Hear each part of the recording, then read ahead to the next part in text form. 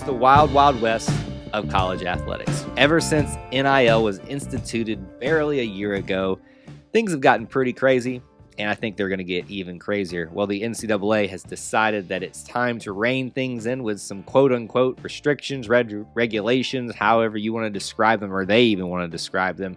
Those are the things that are taking place right now. So I want to talk about what those mean for, obviously, college athletics, but obviously for us as the Auburn family, and if it will affect us at all. That's what we're going to discuss here today on Ever to Podcast. It is our short form video audio series, because I'm not calling it a show just yet, because we're just kind of trying these things out for a little while to see if you all enjoy them on the podcast or here on YouTube.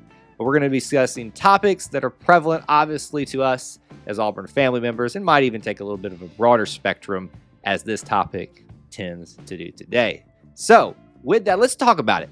NIL. When I say the word, acronym really, most people kind of shudder or get frustrated. I would say the prevailing opinion, at least for the vocal majority, is one of negative connotation. You probably had a reaction right now as you heard that. I did, just saying it. It is something that I think, as most things are, when plans and ideas are implemented, a lot of the time there are good intentions as part of those plans. But that's human nature, and that is us as flawed individuals. We as humans tend to ruin things because that's what we do, because we're by nature, selfish, greedy, however you want to say that. I know that's a bleak look on society, but it's just the reality. Our carnal nature tends to send us in directions that sometimes we bring in self-inflicted pain upon ourselves and the things that we love, that being college athletics. This conversation of athletes needing to be compensated for their time, especially those in the higher profile sports where they are having their name and their likeness and their image used for profit for the university, has been ongoing and obviously reached a fever pitch last year with the implementation of NIL. And I know we've all got our opinions on it, as I already addressed. I have my own as well, but I also try to see both sides of the coin here and try to understand it from all parties involved, all perspectives. And I do see that there is some room for discussion in athletes being compensated in some way. I think there's also an argument that you are being compensated already, but we can debate if that is enough of a compensation for you as an athlete, depending upon the time constraints that it puts on your life and your academic life at Auburn or anywhere else. So that is definitely a conversation we can have and continue that conversation, but more so, we're in NIL now. It's here. It's not going away. The Pandora's box has been opened up. And I would say that for the most part, athletes are benefiting, obviously, from that a lot. And I would say that fans are actually currently benefiting from it as well, even if they don't like that. There's always been this speculation, right, that there's things going on under the table in dark alleys to get athletes. Well, now it just happens in broad daylight. So we all know this type of stuff has been going on, and now it's here out in the open. Is that a good thing or bad thing? I don't know.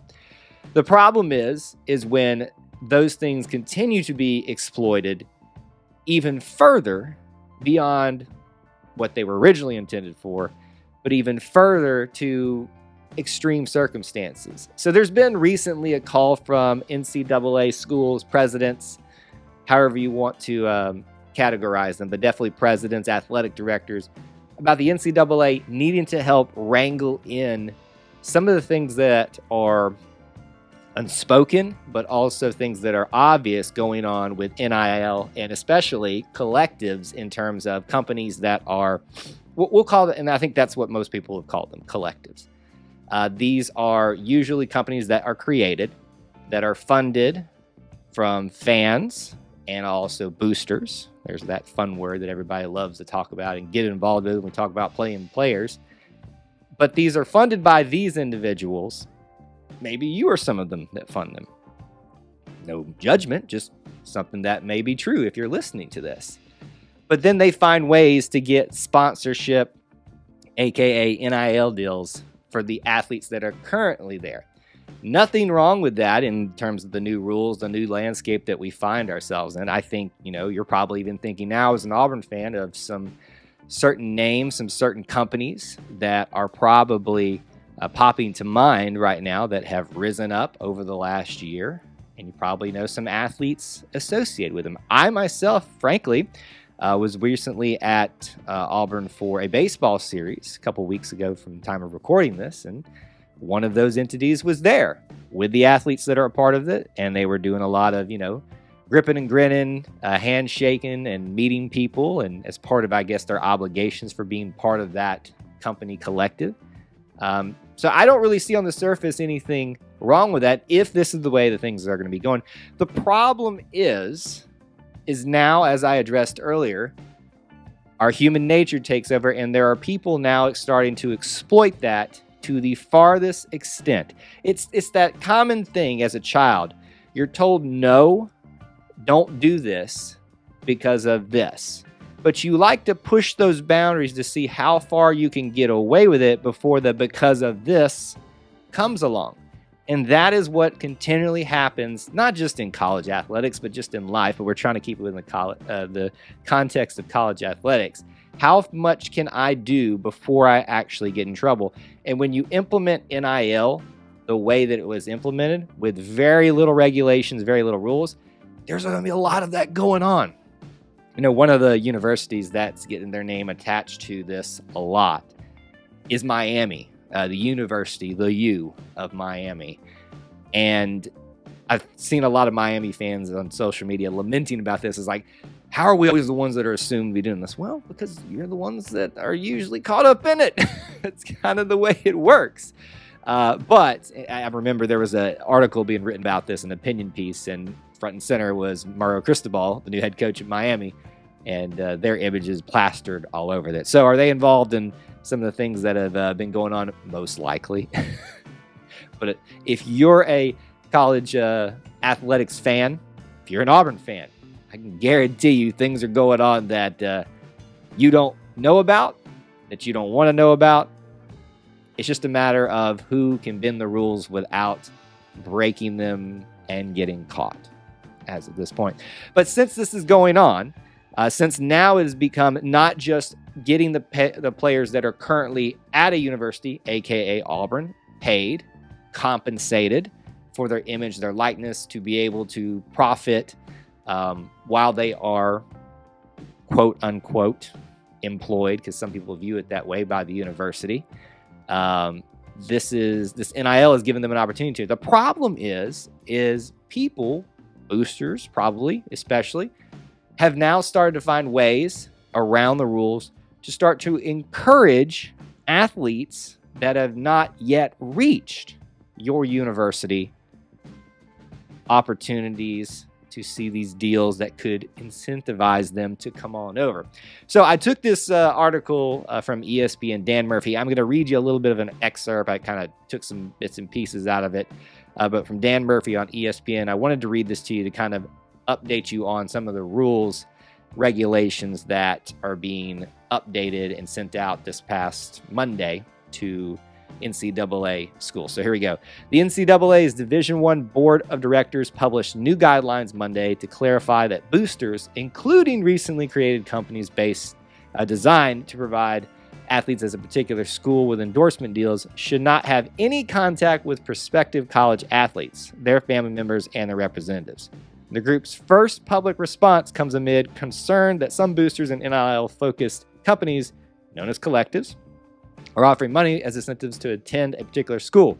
Member schools received guidelines Monday saying that boosters or collectives who contact recruits or sign athletes to contracts that are contingent upon a player's attendance at a particular school are breaking NCAA rules. The Division I Board of Directors said the NCAA could pursue sanctions against anyone who has egregiously violated these rules in the past 10 months. It really hasn't even been a year since NIL rules were changed, but is likely to focus more on issues that come up in the future. So what does that tell us? That tells us that there's been clear evidence, if they've had to implement that part in there, of someone breaking these rules egregiously already. This doesn't just pop up because someone's worried about it. The NCAA, unfortunately, is a very reactionary, as you can see with the implementation of NIL body. They don't get out ahead of things. At least it seems like they don't. They kind of wait and then they react, which puts them behind the 8 ball a lot. That's just my interpretation of it. That may not be the case, but that's how I feel about it. So that's what's going on. These rules are coming because someone is egregiously, the word used in the ESPN Dan Murphy article, broken these rules. Has Auburn done it? I don't think so. I'm aware I have my orange and blue glasses on, but I do think that we are capable of that. When you're trying to keep up in college athletics, especially college football, you are not doing your due diligence if you are not trying to take advantage of every opportunity you can. Not saying breaking the rules, but again, we go back to that question of bending the rules, pushing the boundaries of where you can to try to get that advantage. I mean, we're building a brand new football facility simply because everybody else in the SEC, our biggest competitors, have those, just for, development of football players. That's a tool.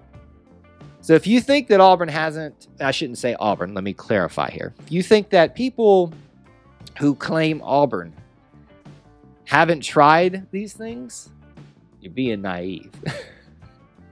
I love to live in that world. I used to live in that world, but these things go on. Now, in terms of these rules being implemented here recently, do I think Auburn's involved in this? I don't really have any evidence to see that. As I said, some of these companies you see popping up, I've seen them do good things with it.